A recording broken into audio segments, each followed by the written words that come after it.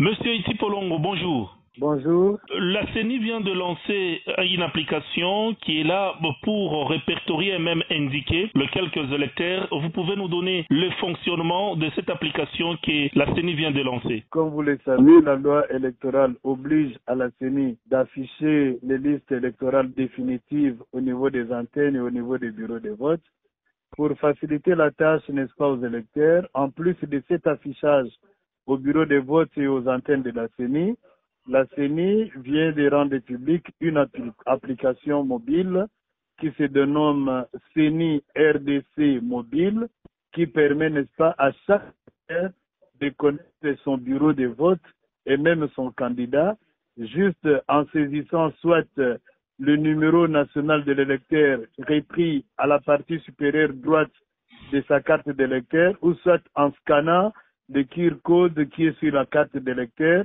et qui fera apparaître, n'est-ce pas, le numéro national. En ce moment-là, l'électeur va appuyer sur électeur et trouver son bureau de vote et même la localisation de son bureau de vote. Il s'agit d'une application, juste d'une application qui vient renforcer les dispositions légales en matière d'affichage des listes électorales. En ce qui concerne les personnes qui ont des cartes défectueuses, quel sera leur sort? Bon, cette personne-là d'abord la personne qui a une carte défectueuse est appelée à obtenir son duplicata. Et comme vous le savez, la CENI a multiplié le point de délivrance de duplicata des cartes d'électeurs. Ça se donne au niveau des chefs de province, je crois, au niveau des communes, des secteurs et chefferies. Mais la personne dont la carte d'électeur a le QR code qui est encore intact, il peut scanner cela, il retrouvera même son numéro national et peut continuer avec son application. Est-ce que l'application en question fonctionne avec l'Internet ou soit il faut seulement avoir le crédit dans votre téléphone? L'application est d'abord gratuite, mais il faut la télécharger sur votre téléphone, soit par Play Store.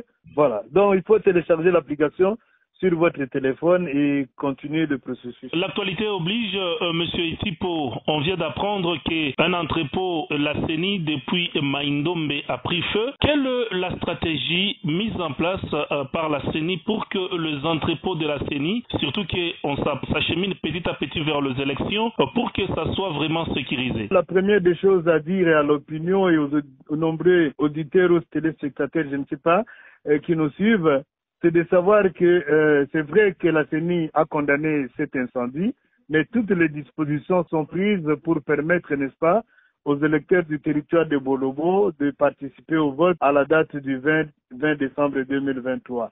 Comme vous le savez, la sécurisation du processus relève de la compétence du gouvernement de la République à travers le ministère ayant en charge l'intérieur et la police nationale.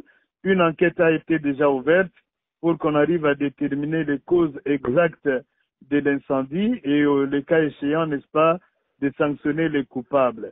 Voilà donc c'est ce qui est arrivé malheureusement, mais en tout cas, toutes les dispositions sont prises pour que la CENI puisse déployer encore un stock important dans cette partie de la province du Maindombe. Monsieur Iti Polongo, je rappelle que vous êtes le chargé de communication de la CENI depuis Kinshasa. Ici chez nous à Lubumbashi, Shalom Radio vous dit merci. Merci beaucoup à Shalom Radio. Abonnez-vous massivement sur notre chaîne YouTube Shalom Radio Télévision.